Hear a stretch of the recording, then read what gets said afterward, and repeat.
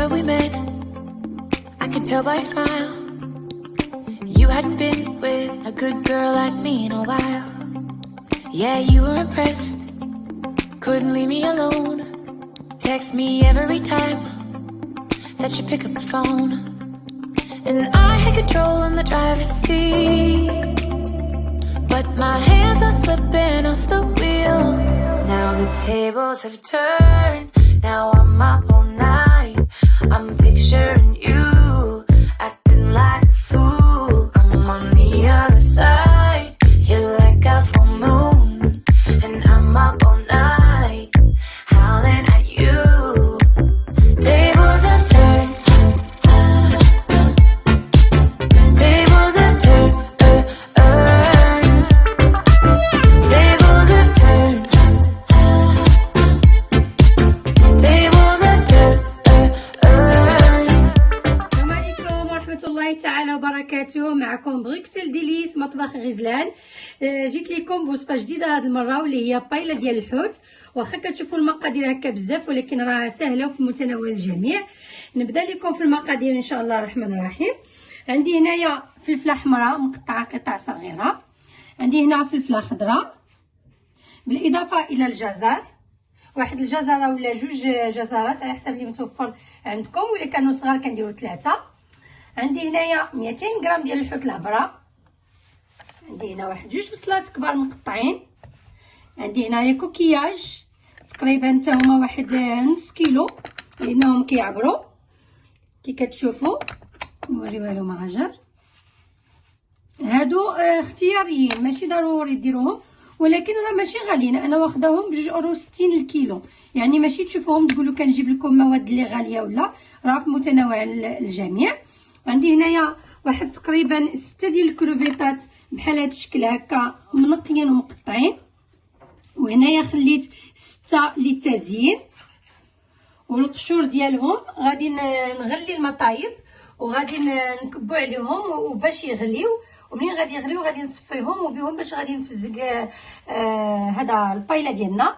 عندي هنا 200 غرام ديال الكالامار، عندي هنا زليفه جلبانه صغيره، قزبر ومعدنوس، وما ننساوش بطبيعه الحال الروز. هنا تقريبا زلافه غادي نشوعيني ميزاني على حسب اللاطه اللي عندي. وعندي هنايا الخرقوم، السكينجبير، الملحه والابزار. وما نطولش عليكم ونبداو في طريقه التحضير بالاضافه الى زيت الزيتون ان شاء الله. ونبداو في طريقه التحضير. نبداو على بركه الله. كنديروا زويته بلديه تقريبا واحد 3 ديال المعالق كبار، كنكبوا البصله،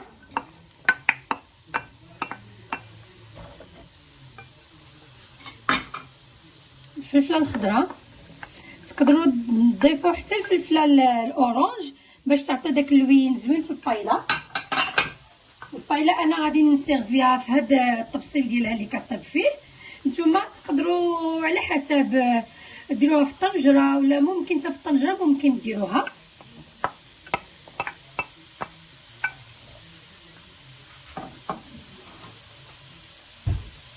غادي نزيد غير الملح كما العاده، راكم عارفين ما كنلوحش العطريه باش ما كتحرقش.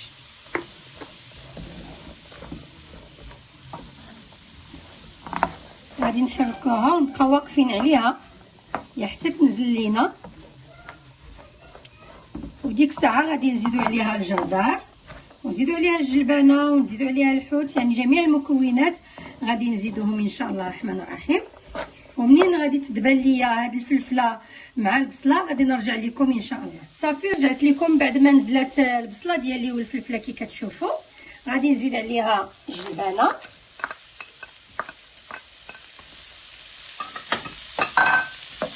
غادي نزيد عليها الجزر،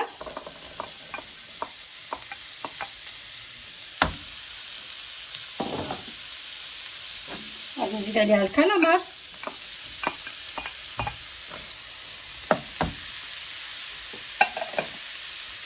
ونزيد عليها الهبره ديال الحوت.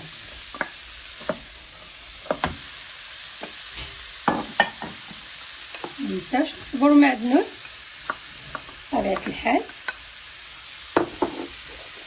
والعطريه ديالنا اللي هي الابزار، الخرقوم وسكينجبير.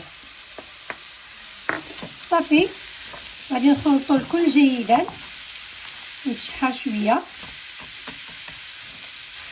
بهذه الطريقه هذه. بالاضافه كي كتشوفوا هنايا هنا الكروفيت او القشور الكروفيت درتوهم هنا مع الماء كيغليو بهم باش غادي نسقي ان شاء الله. وبالنسبه للكوكياج حيت انا جبت كيلو غادي نزوق بدوك الحبات اللي غادي نزوق بهم، واللي بقى غادي نديرو يتبخر ونعصر عليه الحامض وغادي نرافقو مع الفايله ديالنا. صافي كي كتشوفوا منين تشرمل ليا هذا الحوت مزيان مع العطريه غادي نزيد الرز. واحد الريحه طالعه زعما رائعه، الله يسمح لي منكم اللي ما كتذوقوش هادشي اللي كندير. غادي نكمل بيدي حيت غسلته. والرز حاولوا تاخذوا الرز الكلاصي اللي ماشي مهرس، لان داك المهرس كيتعجن. حاولوا تاخذوا الرز هذا اللي يكون كلاصي اللي ماشي ديال الحليب. صافي غادي نولي من جديد ندمج العناصر مع بعضها مع الرز. كي كتشوفوا الحوت طلق ليا الماء، معليش داكشي اللي كنت باغيه حتى انا. صافي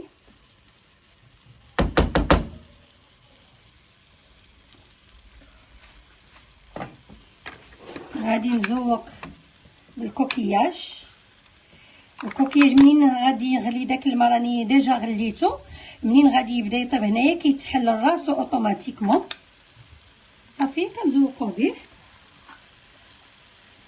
هاد الكوكياج راه بحال المخيون، انا غير ما لقيتش المخيون اضطريت انني نعوضو بهذا الكوكياج. ان كي كتشوفوا الفيم ديالها يعني فيها داخل الحوت. صافي غادي نزيد واحد الوحيده هنا صافي باش ما تجينيش البايله عامره بزاف. صافي ما نسيت والو. صافي بالنسبه للكروفيت اللي منقي ما غاديش نديرو دابا حيت هو خلاص ديجا طايب، غادي نديرو قبل ما نبغي نطفي عليها غادي نلوحو وغادي نطفي عليها من بعد واحد 2 دقائق وعاد نزوق بالكروفيت اللي ما مقشرش. كي قلت لكم هاد الكوكياج اللي بقى ليا غادي نزيدو مع الكوكياج الاخر وغادي نديرو يتبخر ونعصر عليه الحامض. بسم الله على بركه الله.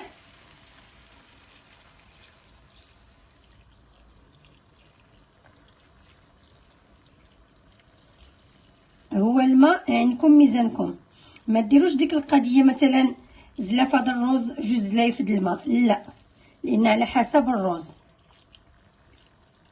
صافي غادي ندير كميه مزيانه د الماء لان غادي نقص عليها العافيه.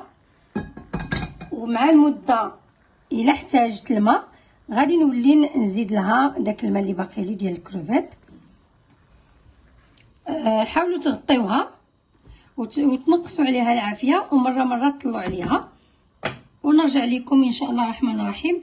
من بعد ما غادي نشوفها الا نضجات تبارك الله غادي نحطها، ما نضجاتش غادي نولي نزيد لها الماء اللي بقى ليا ونولي نكمل معكم الفيديو ان شاء الله.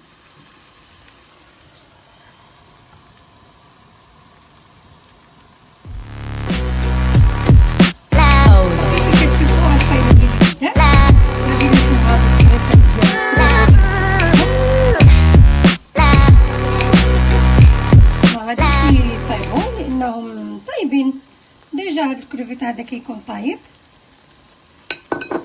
وغادي نزوقو بالكروفيت اللي خليته خضر او اللي خليته عفوا بالقشور ديالو. صافي كنطفي البايله ديالي ونتلاقاو في مائده التقديم ان شاء الله. صافي هذا هو الشكل النهائي ديال البايله ديالنا. كي كتشوفوها كتجيب هاد اللوينات كتجي رائعه. وهذا الكوكياج كي كتشوفوه هو تحل. صافي عصرت عليه هنا الحامض كما شفتوا في اللقطه اللي فاتت. صافي بالصحه والراحه والى فيديو مقبل ان شاء الله.